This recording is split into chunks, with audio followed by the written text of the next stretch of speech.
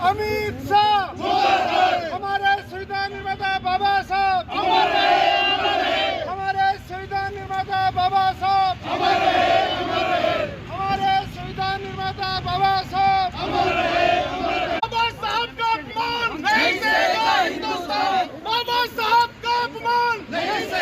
का जो अपमान किया, उनके सम्मान में आज हमारा कांग्रेस कार्यकर्ता एक रैली का आयोजन कर रहा है और साथ ही राष्ट्रपति जी के नाम एक ज्ञापन हम सौंपने जा रहे हैं।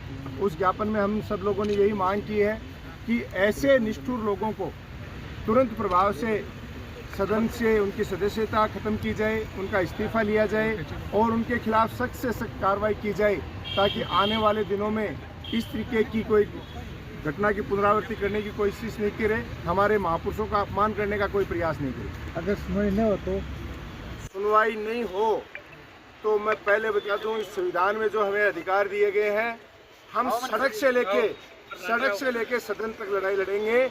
और इस देश का अब कार्यकर्ता जाग चुका है।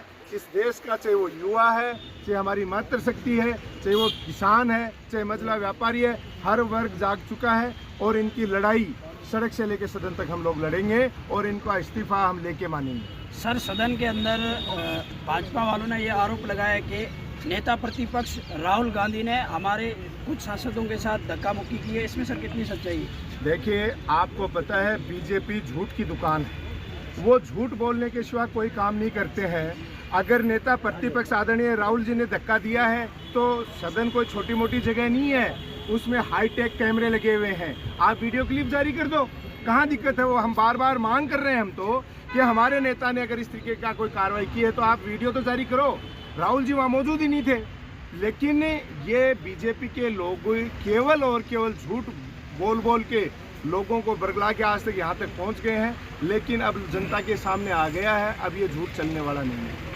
सर, विपक्ष के तमाम, चाहे पूरे इंडिया गठबंधन के नेता ये आरोप लगा रहे हैं कि भाजपा सदन चलाना नहीं चाहती है, सत्ता में होने के बावजूद सदन चलने नहीं दे रही है, जबकि विपक्ष बार बार ये मांगे कर रहा है। इस पर क्या कहना चाहेंगे सर? ये सच्चाई है। विपक्ष चाहता है कि जनता के हित के काम हो। जनता ने चुन के जिस काम के लिए उन्हें सदन में भेजा है, उनके लिए नीति निर्धारण बने, उनके लिए नई नई योजनाएं बने, उनके विकास के कामों की कोई योजनाएं बने। लेकिन ये लोग केवल सत्ता हथियाना चाहते हैं, ये सदन नहीं चलाना चाहते, ये आम जनता को कोई लाभ नहीं देना चाहते, ये केवल अपने व्यापारी बंधुओं को लाभ देना चाहते हैं, जिसके लिए ये सदन के बाहर अपने गुपचाप तरीके से नए नए नियम कानून कायदे लगाते रहते हैं। और उस बात का जनता के चुने हुए जनप्रतिनिधि जो पूरे देश से आते हैं, अलग अलग पार्टियों से जो आते हैं, जो वो जवाब मांगते हैं तो इनके पास जवाब नहीं होता, तो ये उल्टे सीधे काम करके और सदन नहीं चलाना चाहते। सर, आप कांग्रेस के झुंझुनू में जिलाध्यक्ष हैं और निष्ठावान कार्यकर्ता माने जाते हैं, तो आपसे ये सवाल करेंगे कि राज्यसभा में अविश्वास प्रस्ताव पास किया गया और आपके झुंझुनू के लोगों ने कहा कि हमारे यहाँ के राष्ट्रपति है, उनके खिलाफ अविश्वास प्रस्ताव पास किया गया, तो झुंझुनू में इसका विरोध हो रहा है। सर, इस पर क्या कहना चाहेंगे?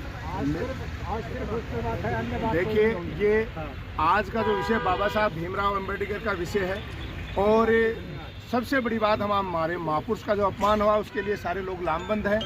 उस पर आप कोई भी चर्चा कीजिए। अगर इस तरह की कोई बातें हैं तो अपन अलग से बात कर लेंगे।